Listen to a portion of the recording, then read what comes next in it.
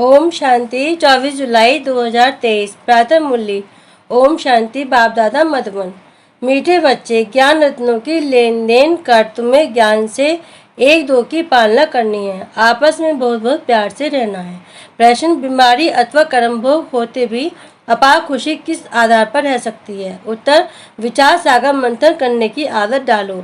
कोई भी कर्म भोग अथवा बीमारी आती है तो अपने आप से बातें करो, अब हमने 84 जन्मों का पाठ पूरा किया, ये पुरानी जूती है, इस पुराने हिसाब किताब को चुकता करना है, फिर हम 21 जन्मों के लिए सब बीमारियों से छूट जाएंगे। कोई बीमारी छूटती जाती है तो खुशी होती है ना। गीता माता ओम माता। ओम शांति। यह माताओं की महिमा। वंदे मातरम। हे माता, तुम शिव बाबा के भंडारे से सबकी पालना करती हो। तुमको शिव बाबा के भंडारे से ज्ञान रत्नों का खजाना मिलता है अथवा ज्ञान अमृत के कलश से तुम्हारी पालना होती है। वास्तव में महिमा शिव बाबा की है, वह करण करावनहार है, माता है जगदम्बा। जरूर और भी माताएं होंगी जो ये माताओं की महिमा है। माता बहुत बहुत अच्छी पालना करती हैं। शिव बाबा के यज्ञ में जो रहने वाले हैं उन्हों की स्तूल में भी पालना होती है और अविनाशी ज्ञान रत्नों से भी पालना होती है। पालना करने वाली मेजॉरिटी माताएं हैं। बहुत हैं जो भाई भी बहनों की पालना करते हैं। ऐसे नहीं सिर्फ बहन भाई की पालना करते हैं, दोनों ज्ञान रत्नों की लेन देन से एक दो की पालना करते हैं। भाई बहन की, बहन भाई की। बच्चों को बहुत प्यार से रहना है। इस दुनिया में तो एक दो को विकार ही देते हैं, इसलिए जैसे एक दो के दुश्मन हुए, यहाँ अविनाशी ज्ञान रत्नों का खजाना देते हैं। वो तो जैसे पत्थर मारते हैं क्योंकि है ही पत्थर बुद्धि, ऐसे नहीं कि पत्थर मारते हैं तो समझानी है। तुम हो बहन भाई, कुमार ब्रह्मा कुमार कुमारियाँ, तुम्हारा नाम भी बड़ा भारी है। ब्रह्मा कुमारी है तो कुमार भी जरूर चाहिए। प्रजापिता ब्रह्मा है तो जरूर ब्राह्मण ब्राह्मणियाँ भी होंगे। बोर्ड पढ़ने से घबराना नहीं चाहिए। प्रजापिता ब्रह्मा के बच्चे जरूर ब्रह्मा कुमार कुमारियाँ होंगे, यह बुद्धि से काम लिया जाता है। गीत में महिमा है माता की, जगत अम्बा सरस्वती कहें तो भी जरूर बच्चे बच्चियाँ हैं, जरूर फैमिली होगी। यह भी समझने की बात है ना। समझते भी हैं, प्रजापिता लिखा हुआ है ना। ब्रह्मा को कहा जाता है प्रजापिता ब्रह्मा, यह साकारी सृष्टि का पिता। गाया हुआ है प्रजापिता ब्रह्मा के द्वारा ब्राह्मण कुल की रचना हुई। आदि सनातन पहले पहले ब्राह्मण हो जाते हैं। वास्तव में आदि सनातन देवी देवता धर्म कहना रॉन्ग है, वह तो है सत्यु का धर्म। यह आदि सनातन ब्राह्मणों का धर्म जो है वह प्राय लोप हो गया है। परम पिता परमात्मा प्रजापिता ब्रह्मा द्वारा ब्राह्मण धर्म रचते हैं तो ये संगम युग हो गया। देवी देवता धर्म से भी उच्च पहले ये ब्राह्मण धर्म है जिसको चोटी कहते हैं, इसको कहा जाएगा संगम युगी आदि सनातन ब्राह्मण धर्म। कितना अच्छा राज है समझने का। बाबा ने समझाया है, पहले जब कोई आते हैं तो उनको बाप का परिचय दो, यह मुख्य है। ब्राह्मणों को तो राजधानी है नहीं। लिखा जाता है सत्युगी डीटी वर्ड सावरंटी, तुम्हारा ईश्वर जन्मसिद्ध अधिकार है। देवी देवता धर्म तो बराबर है, परंतु उनको ही राजधानी कब और कैसे मिलती है ये भी समझाना पड़ता है। इसे त्रिमूर्ति का चित्र सामने जरूर रखना है। इसमें लिखा हुआ है स्वर्ग की बादशाही तुम्हारा जन्मसिद्ध अधिकार है, किसके द्वारा यह भी लिखना पड़े। ये बोर्ड बनाकर हर एक अपने घर में लगावे। जैसे गवर्नमेंट के ऑफिसर्स के बोर्ड होते हैं ना, कोई के पास बैज रहते हैं, सबकी अपनी अपनी निशानी रहती है, तुम्हारी भी निशानी रहनी चाहिए।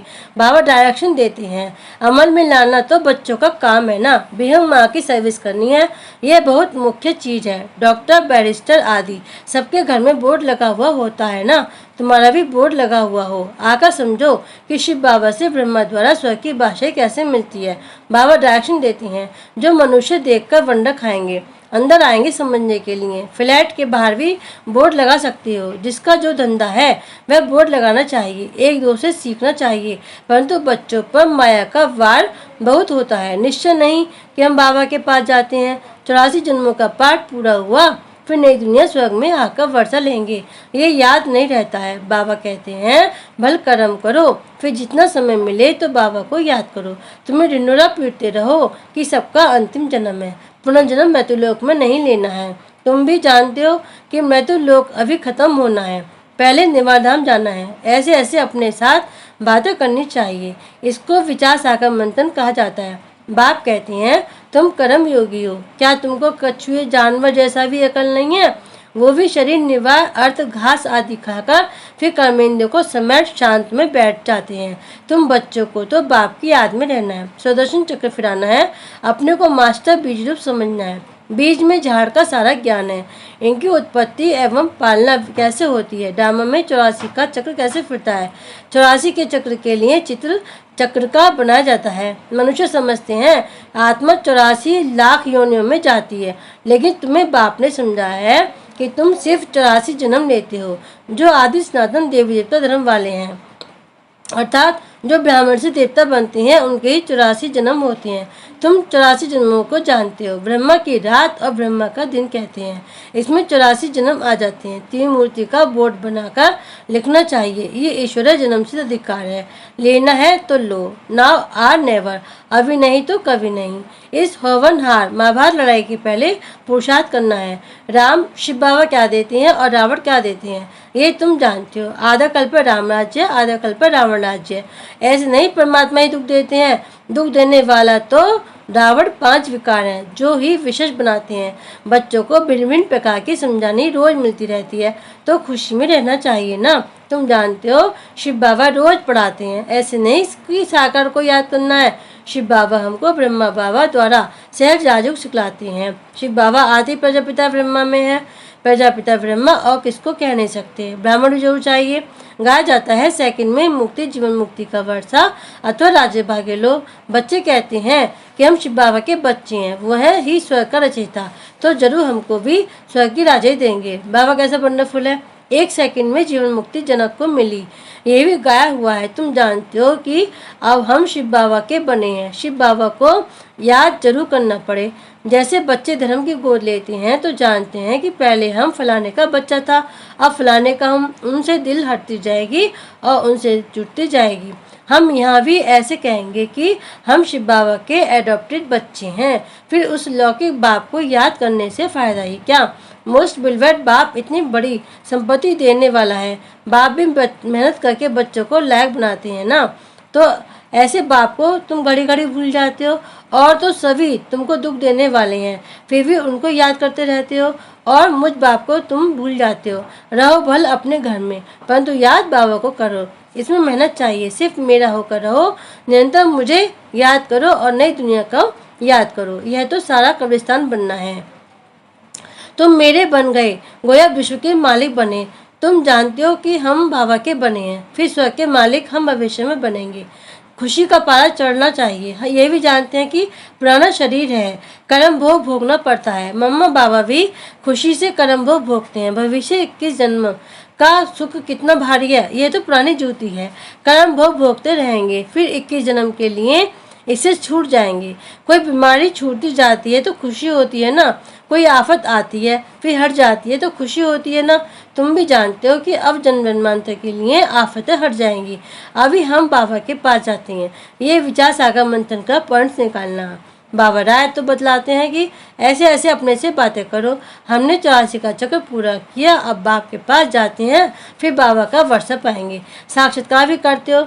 इस समय परोक्ष और अपरोक्ष, जैसे मम्मा को कोई भी साक्षात्कार नहीं हुआ है, बाबा को तो हुआ है। विनाश और स्थापना का साक्षात्कार हुआ, इनको भविष्य का साक्षात्कार एक्यूरेट हुआ, परंतु पहले ये समझ में नहीं आया कि हम ये विष्णु बनेंगे। पीछे समझते गए हम इस विकारी ग्रस्त धर्म से अब निर्विकारी ग्रस्त धर्म में जाते हैं। तत्वम, तुम भी बाबा की पढ़ाई से ऐसे बनते हो। रेस करनी चाहिए। बाकी गीत में है मम्मा की महिमा। तुम तो जान गए हो कि जगत अम्बा किसको कहा जाता है। वास्तव में माता पिता को कौन है। माता पिता कहने से जगत अम्बा याद नहीं आएगी, वह तो है निराकार। यह तुम्हारी बुद्धि में है। पिता तो गॉड फादर ठीक है, वह निराकार है। माता तो निराकार हो न सके, फादर निराकार है, पर जरूर वर्षा देंगे तो यहाँ आना पड़े ना। जो अपना परिचय दे तो जरूर उनको माता चाहिए।